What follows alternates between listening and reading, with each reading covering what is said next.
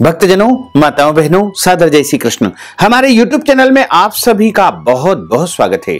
मैं हूं आपके साथ आचार्य धर्मेंद्र शास्त्री। सबसे पहले आपको और आपके पूरे परिवार को मकर संक्रांति महापर्व की बहुत बहुत शुभकामनाएं और बधाइयां। भगवान सूर्य नारायण का भरपूर आशीर्वाद आपके जीवन पर सदैव बना रहे। आप सभी सुखी रहें, स्वस्थ रहें, व्यस्त रहें और मस्त रहें। निरंतर उन्नति करें, प्रगति करें, आगे बढ़े, यही मनोकामनाएं आपके लिए हमारी ओर से है। मकर संक्रांति एक बड़ा पर्व होता है।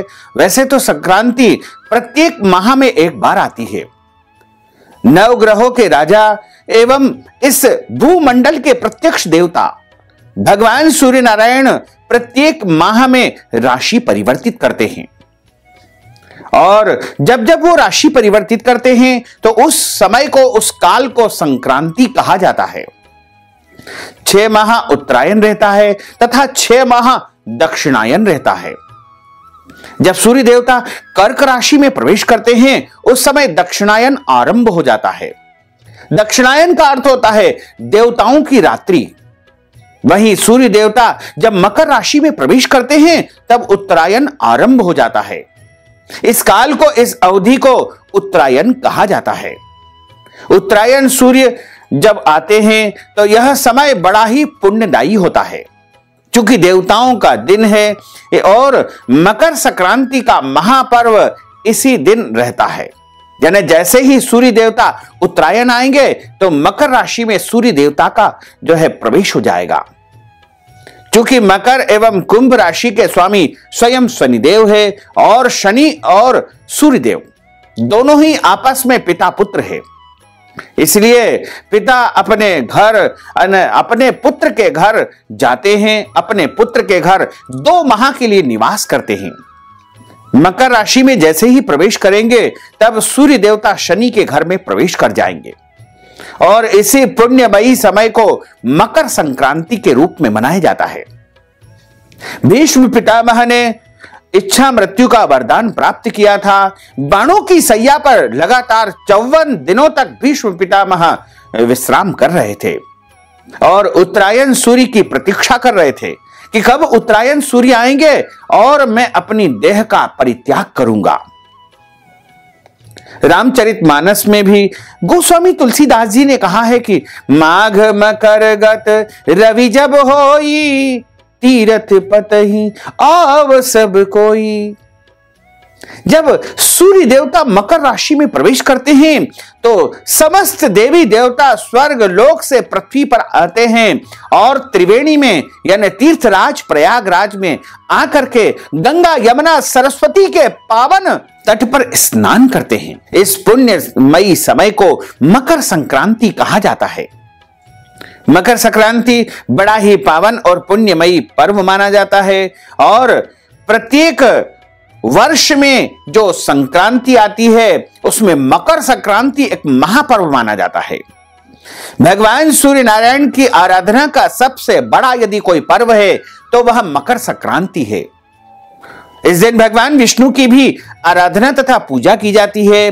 सूर्य नारायण को भी विशेष रूप से इस दिन अर्घ्य प्रदान किया जाता है और इस दिन पितरों की शांति के लिए, पितृदोष शांति के लिए श्राद्ध एवं तर्पण कार्य भी संपन्न किया जाता है। मकर संक्रांति वैसे तो प्रायः 14 जनवरी को ही आती है, लेकिन इस बार कुछ पंचांगों में मकर संक्रांति का पर्व 14 जनवरी बताया है, वहीं कुछ पंचांगों में 15 जनवरी भी बताया है। चूंकि धर्म ग्रंथों और पुराणों में लिखा हुआ है कि सूर्य देवता जब सूर्यास्त के पहले राशि परिवर्तित करते हैं तो संक्रांति का पुण्य काल और पर्व काल उसी दिन मानना चाहिए। इस बार सूर्य देवता का राशि परिवर्तन 14 जनवरी 2022 शुक्रवार के दिन दोपहर 2:28 से सूर्य देवता धनु राशि को छोड़ करके मकर राशि में प्रवेश कर जाएंगे। यानी सूर्यास्त के पहले पहले ही सूर्य देवता का राशि परिवर्तन हो जाएगा। इसलिए मकर संक्रांति का पुण्य काल तथा पर्व काल 14 जनवरी 2022 शुक्रवार के दिन ही माना जाएगा। वैसे मकर राशि का जो सूर्योदय है वो 15 जनवरी 2022 को ही उदय होगा। इसलिए यदि आप चाहें तो 15 जनवरी को भी पुण्यकाल और पर्वकाल मान सकते हैं, लेकिन मकर संक्रांति का विशेष पुण्यकाल और पर्वकाल 14 जनवरी 2028 को दोपहर 2:28 से लेकर के शाम को 5:28 के मध्य रहेगा। इस दौरान आप स्नान करें, दान करें और उपाय भी कर सकते हैं। वैसे तो स्नान दान का जो कर्म है वो 14 जनवरी की प्रातःकालीन सूर्योदय कालीन वेला से ही आरंभ हो जाएगा। तो आप 14 जनवरी और 15 जनवरी यानी शुक्रवार और शनिवार दोनों ही दिन मकर संक्रांति का पर्व मना सकते हैं, इसमें किसी भी प्रकार का कोई संशय नहीं है। मकर संक्रांति का पर्व सूर्य नारायण की आराधना का पर्व माना जाता है। सूर्य नारायण एक प्रकार से भगवान विष्णु के ही स्वरूप माने गए हैं और इस दिन जो भी मनुष्य विशेष उपाय करता है, स्नान करता है, दान करता है, पुण्य करता है, तो उसके घर में वैभव लक्ष्मी की प्राप्ति होती है, अखंड लक्ष्मी की प्राप्ति होती है, अष्ट लक्ष्मी की प्राप्ति होती है, स्थिर लक्ष्मी की प्राप्ति होती है। क्योंकि मकर संक्रांति के दिन जो मनुष्य तीर्थ जल से स्नान करता है या फिर तीर्थ में जाकर के स्नान करता है या अपने घर में ही तीर्थ जल से स्नान करता है, उसके जन्म जन्मांतर के पाप दोष नष्ट हो जाते हैं तथा समस्त देवी देवताओं की कृपा उसके ऊपर बनी रहती है। और जब समस्त देवी देवताओं की तथा नारायण की कृपा होगी तो उसके घर में माता लक्ष्मी एवं भगवान कुबेर का स्वतः ही आगमन हो जाएगा। इसलिए यदि आप स्थिर लक्ष्मी की प्राप्ति चाहते हैं, अपने घर में सुख शांति और समृद्धि चाहते हैं, अपने जीवन की प्रत्येक मनोकामनाओं को पूर्ण करना चाहते हैं, तो हम आपके लिए मकर संक्रांति पर 13 उपाय बताने जा रहे हैं। इन उपायों में से कोई एक उपाय भी कर सकते हैं, एक से अधिक उपाय भी कर सकते हैं। इन उपायों को आप 14 जनवरी अथवा 15 जनवरी दोनों में से किसी भी दिन किसी भी समय कर सकते हैं। लेकिन ध्यान रखें, कोई भी उपाय जब हम करते हैं तो शुद्ध और पवित्र अवस्था में ही उपाय को करना चाहिए। स्नान करके शुद्ध वस्त्र धारण करें और अपने मन में प्रभु के प्रति आस्था रखें, माता लक्ष्मी के प्रति पूरी श्रद्धा रखें, भगवान नारायण के प्रति विश्वास रखें, क्योंकि धर्म ग्रंथों और पुराणों में लिखा हुआ है कि विश्वासम फलदायकम। जब हम पूरी विश्वास और श्रद्धा के साथ में, निष्ठा के साथ में उपाय को करते हैं तो निश्चित तौर से हमारे जीवन की इच्छाएं, मनोकामनाएं, मुरादें अवश्य ही पूर्ण होती है। क्योंकि बिना विश्वास के कोई भी कामना सिद्ध नहीं होती है। इसलिए प्रभु में निष्ठा, विश्वास और श्रद्धा यह होना बहुत आवश्यक होता है। तो यदि आप अपने जीवन में शिक्षा की प्राप्ति चाहते हैं, रोजगार की प्राप्ति चाहते हैं, अच्छी नौकरी चाहते हैं, नौकरी में पदोन्नति चाहते हैं, आर्थिक समृद्धि चाहते हैं, कर्ज से मुक्ति प्राप्त करना चाहते हैं, उत्तम पति या पत्नी की प्राप्ति चाहते हैं, उत्तम संतान की प्राप्ति चाहते हैं, पुत्र की प्राप्ति चाहते हैं, अच्छा स्वास्थ्य चाहते हैं, अच्छा परिवार चाहते हैं, अच्छा घर चाहते हैं और जीवन में समस्त भौतिक सुख सुविधाओं को प्राप्त करना चाहते हैं या घर परिवार में सुख शांति समृद्धि का आगमन चाहते हैं, तो आपको इन 13 में से कोई एक उपाय कर लेना चाहिए या फिर एक से अधिक उपाय भी आप कर सकते हैं।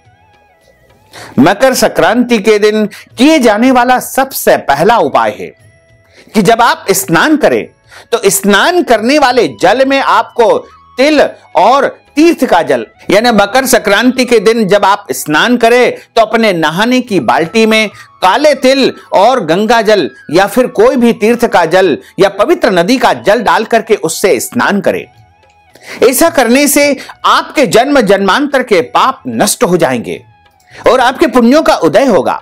जब आपके पुण्यों का उदय होगा तब आपकी जीवन की समस्त इच्छाएं पूर्ण होने लगेगी।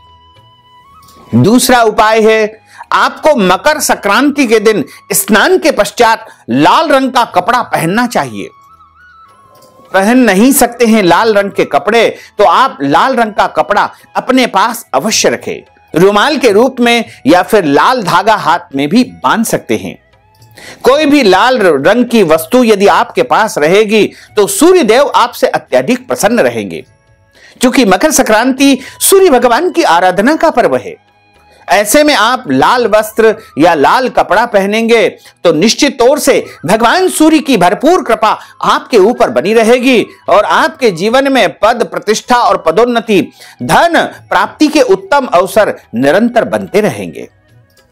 तीसरा उपाय है, सूर्य भगवान को इस दिन जल अवश्य अर्पित करना चाहिए। वैसे तो कई भक्तजन माताएं बहनें सूर्य भगवान को नित्य प्रति अर्घ्य प्रदान करते हैं। सुबह 9 बजे के पहले पहले स्नान करके पूर्व दिशा की तरफ मुंह करके आपको तांबे के लोटे में जल, गुड़, लाल फूल, लाल चंदन, लाल कुमकुम या मिश्री या शक्कर, इनमें से कोई भी वस्तु एक भी मिल जाए या सभी मिल जाए तो उनको तांबे के लोटे में डाल करके इसमें कच्चा दूध भी आप डाल सकते हैं और पूर्व दिशा की तरफ मुंह करके सूर्य भगवान को जल अर्पित करना चाहिए। जल की धारा जब आप डालते हैं तो वह जल आपके पैरों में नहीं आना चाहिए। आप गमले में उस जल को अर्पित कर सकते हैं या किसी पात्र में भी उसको एकत्रित करने के पश्चात किसी भी पेड़ पौधों में आप उस जल को डाल सकते हैं। लेकिन ध्यान रखें कि सूर्य भगवान को जो हम जल अर्पित करते हैं, अर्घ्य चढ़ाते हैं, वह पैरों में नहीं आना चाहिए, यानी उस जल का अपमान नहीं होना चाहिए। सूर्य भगवान को पूर्व दिशा की तरफ मुंह करके जल चढ़ाने का जो सबसे उत्तम समय होता है, जब सूर्योदय हो रहा है और सूर्य देव लाल लाल दिखाई दे रहे हैं, सूर्य की लालिमा दिखाई दे रही है, ऐसे शुभ समय में, ऐसे पवित्र और पावन समय में जब हम सूर्य भगवान को जल चढ़ाएंगे तो निश्चित तौर से हमारे अर्घ्य को, हमारे जल को वो स्वीकार करेंगे। भगवान सूर्य जब किसी प्राणी का इस पृथ्वी पर जन्म होता है तो अत्यधिक प्रसन्न होते हैं और मन ही मन विचार करते हैं कि यह प्राणी मुझे जल अर्पित करके मुझे शांति प्रदान करवाएगा, क्योंकि सूर्य के अंदर बहुत अधिक गर्मी है और वह निरंतर तपते रहते हैं। जब हम उनको जल प्रदान करते हैं तो उनको शीतलता की प्राप्ति होती है और जब उनमें शीतलता आती है तो वो बहुत अधिक प्रसन्न होकर के हमें मनचाहा फल अवश्य ही प्रदान कर देते हैं। तो आप सूर्य भगवान को जल इस विधि से अर्पण करें। उसके बाद अगला जो उपाय है, चौथा उपाय है, आप मकर संक्रांति के दिन 7 कोड़ियां लेकर आए। कोड़ियां जो कि पूजा स्थल पर या पूजा की दुकानों पर मिल जाती है, उनको लेकर आएं और उनको पवित्र जल से, तीर्थ जल से या गंगा जल से अच्छी प्रकार से धो लेवें।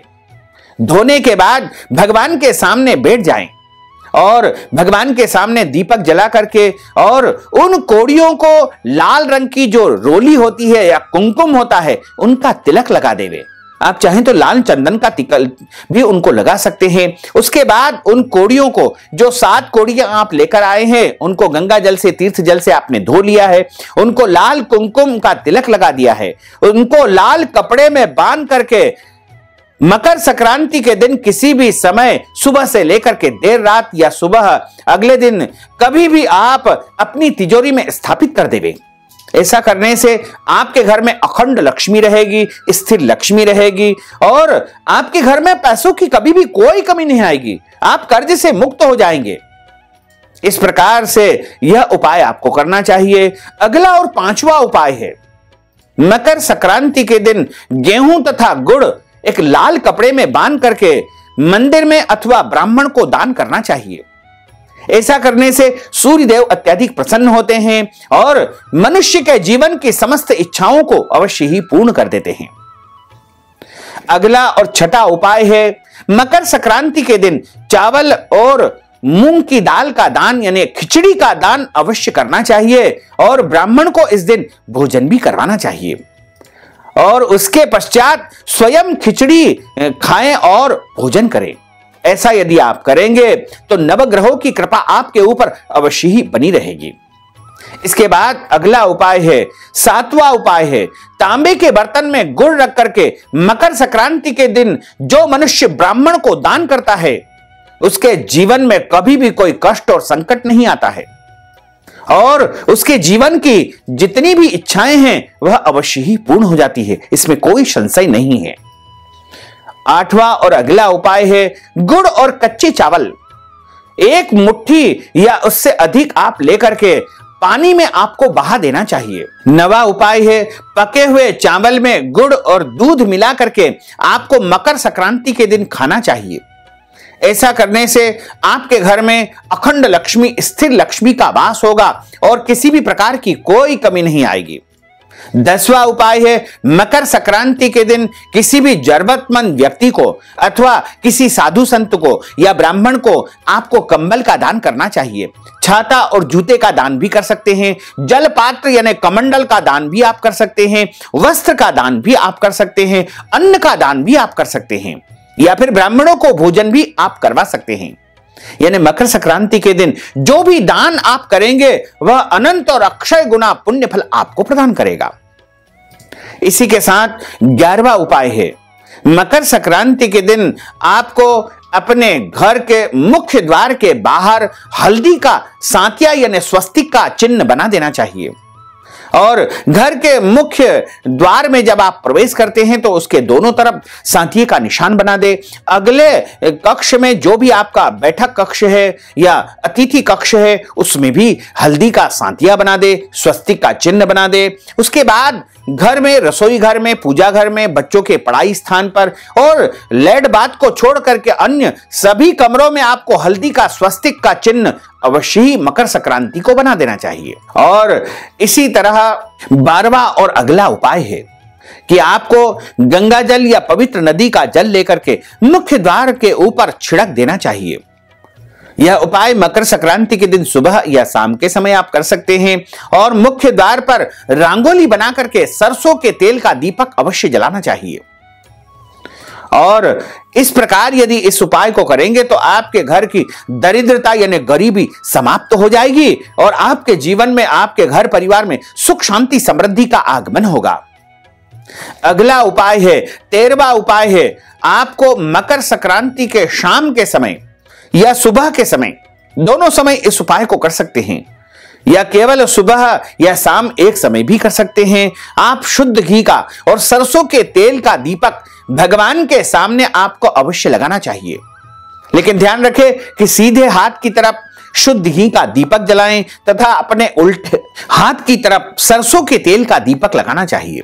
यानी सीधे हाथ की तरफ शुद्ध घी का दीपक लगाएं और उल्टे हाथ की तरफ सरसों के तेल का दीपक आपको प्रज्वलित कर देना चाहिए। ऐसा करने से आपके घर में सुख शांति समृद्धि का आगमन होगा और आपके घर परिवार की समस्त इच्छाएं, मनोकामनाएं, मुरादें अवश्य ही पूर्ण हो जाएगी। तो भक्तजनों, माताओं, बहनों, अगर आप मकर संक्रांति के निमित्त दान पुण्य करना चाहते हैं, वस्त्र दान, अन्नदान, गौदान या कोई भी दान पुण्य यदि आप करना चाहते हैं तो आप हमारे पेटीएम के माध्यम से, गूगल पे के माध्यम से, फोन पे के माध्यम से या अकाउंट नंबर के माध्यम से नगद राशि पहुंचा करके मकर संक्रांति का संपूर्ण पुण्य लाभ प्राप्त कर सकते हैं। साथ ही आपसे अनुरोध है कि हमारे इस ज्ञानवर्धक वीडियो को अधिक से अधिक लोगों को शेयर करिएगा, लाइक करिएगा, कमेंट करिएगा और यदि अभी तक आपने सब्सक्राइब नहीं किया तो अभी और इसी समय सब्सक्राइब अवश्य कर लीजिए। आपको और आपके पूरे परिवार को सादर जय श्री कृष्ण, सादर धन्यवाद।